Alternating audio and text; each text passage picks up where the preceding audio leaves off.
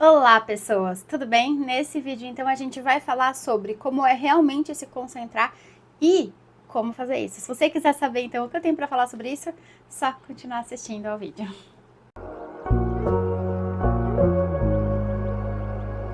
Muito bem, então, para começar, eu vou me apresentar. Eu sou Diana Leme, psicóloga, neuropsicanalista clínica e youtuber de neuropsicanálise. E vamos começar? Muito bom! Eu tô olhando para baixo, porque, como sempre, meu roteiro fica aqui embaixo. E vamos lá, então. Bom, pra gente começar, a gente precisa começar a entender por que a gente tem essa dificuldade de se concentrar, né? De ter um objetivo e manter esse objetivo de alguma forma, né? Existem muitas formas de pensar essa questão dos objetivos e de... Tô arrumando meu coisa que eu tô vendo que tá ruim, tá? Existem muitas formas da gente pensar essa questão de se concentrar, mas geralmente tem a ver com o desconforto diário que a gente vive e a gente dá conta de lidar com esse desconforto sem precisar lançar mão de ferramentas quaisquer que sejam para dar uma aliviada, por assim dizer, nesse conforto. Entende o que eu quero dizer?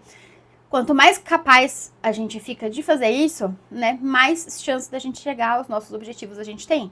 A questão é que a gente tem muitas tentações diárias e isso dificulta muito a nossa vida nesse sentido, né, de se concentrar naquilo que a gente quer. Então, aqui a gente tá falando de concentração de disciplina, não estamos falando de concentração de aprendizado e tudo mais. A lógica é meio parecida, mas não é exatamente a mesma, mas é parecida, tá? Então, é importante a gente entender isso, né? Então, o que impede a gente de fazer isso? É justamente esse fator de que eu tô falando, que a gente tá cada vez mais, enquanto sociedade, estamos cada vez mais intolerantes ao desconforto, de modo geral. Estamos cada vez mais intolerantes a conseguir conviver sem precisar de ferramentas e artimanhas para lidar com esse desconforto, sabe assim? E isso coloca a gente num lugar, né, de sempre usar de ferramentas que, de alguma forma, facilitem esse nosso processo de não precisar lidar com o desconforto. Seja esse desconforto, seja não lidar com comida, seja não lidar com o que for, né? Mas coloca muita gente nesse lugar de não conseguir lidar, de não conseguir coexistir com esse conforto, ficar sentindo esse desconforto, sabe? E isso é que acaba impedindo a gente, né? E como então que a gente faz para se concentrar, né? Basicamente, é sempre importante a gente primeiro lembrar de onde a gente tá e de onde a gente quer chegar, né? E ao invés de pensar em todo o trajeto, né, dividir isso em metas, pequenas metas, que a gente chama carinhosamente de metinhas, né? Pequenas metas mesmo para que torne possível. Então, se você pensar, por exemplo, eu vou me pegar de exemplo que eu acho que fica mais fácil, né? Eu tenho muitos quilos a eliminar, acho que é perceptível isso aqui. E se eu pensar na quantidade de quilos, no total que eu tenho para eliminar, nunca vou querer começar esse processo, porque é muito desanimador. É muito desanimador, né? Então, acaba sendo que não ajuda. E geralmente quando a gente quer muito alguma coisa, a gente costuma não estar tão perto daquilo, né? E esse é o processo que faz com que a gente desanime. Então, se a gente pensa que a gente só precisa começar esse processo e degrau por degrau, fica muito menos horrível de passar por isso, entende? Então, aqui a ideia e a lógica é que sim, que a gente vai precisar começar, mas primeiro de tudo, a gente vai pensar onde a gente tá, né? E pensar na primeira meta que a gente quer chegar, a primeira metinha que a gente quer chegar. E não no lugar de chegada final, só nessa primeira.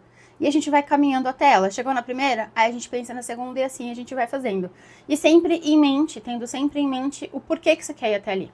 O qual que é a importância disso. E não motivo de motivação de se jogar pra cima. Não, essa motivação ela não costuma funcionar muito. O motivo é o que te levou a querer tal coisa. O motivo é o que está por trás de qualquer manifestação mínima que você faça. Então, sem que esse motivo seja reforçado e sem que você se lembre desse motivo, fica realmente muito difícil de dar os próximos passos, entende? Dificulta bastante de fato, tá? Então, é importante a gente pensar nisso. E aí, então, como que a gente torna isso um hábito, né? O hábito, ele é uma construção. Assim como é que no conforto, no gostosinho, a gente não sofre para construir, né? Um hábito ruim, vamos por dizer assim, né? A gente não sofre, essa que é a real, né? A gente sofre para construir hábitos mais saudáveis e mais difíceis e que faz com que a gente tenha que escolher e abrir mão de determinadas coisas, né? E aí, então, pra gente construir esse hábito, a gente precisa entender, primeiro, a importância de onde a gente quer chegar, o nosso motivo de querer chegar, e é uma construção diária. É sempre interessante, eu sempre gosto de pensar só por hoje, que se fala muito nos ASAs da vida, nos NAs da vida, que é narcótico anônimo, alcoólico anônimo, né? Alcoólatra anônimo ou alcoólico anônimo? Enfim, né? Eu nunca lembro as siglas exatas. Então, mas é importante isso, a gente pensar num dia de cada vez. Hoje eu vou fazer tais escolhas. Amanhã é amanhã. Hoje é hoje. Vamos focar, vamos estar presente ali nas escolhas que a gente vai fazendo, que fica mais fácil. Se a gente fraciona um hábito no sentido de construí-lo pouco a pouco diariamente, a gente fortalece esse hábito e não gera uma ansiedade de ter que abrir mão, porque sim, a gente sempre vai ter que abrir mão de coisas para alcançar as coisas que a gente quer. Não vai acontecer de magicamente a gente alcançar o que a gente quer sem que a gente abra mão de nada. Isso não vai acontecer, entendeu? Então, não tem o que fazer. A única forma que a gente vai ter é, de fato, construindo esse pequeno hábito. Então, pensa naquele dia, pensa naquele momento, pensa no que você pode fazer de melhor ali e vai construindo aos poucos, até que o seu corpo consiga, de alguma maneira, entender isso como um hábito, né? Disse muito nas leituras, nos papers, que são os artigos científicos, que, em geral, a gente pode levar até 60 dias para construir um hábito, né? Mas os primeiros 21 dias, eles ajudam muito a gente a fazer essa mudança interna, a virar essa chave interna, sabe? Para, de fato, conseguir manter esse hábito, tá? Então, essa é uma forma da gente construir esse hábito, sempre lembrando do porquê a gente optou por começar aquilo, do porquê que a gente escolheu começar aquilo, tá? Essa eu acho que é a forma mais, até onde eu pude, tanto de eu testar, quanto meus pacientes, enfim, as pessoas que me cercam, e artigos científicos também, essa me parece ser a forma que mais facilita esse processo, tá? E como então que a gente reforça esse hábito mesmo, né? Do ponto de vista da neuropsicologia, da neuropsicanálise, que é o que a gente tá falando aqui, né? Primeiro a gente precisa entender o que tá por trás de um hábito. Seja esse hábito ruim ou bom, eu não gosto muito de ruim ou bom porque é meio moral, mas enfim, vocês entenderam o que eu quis dizer, né?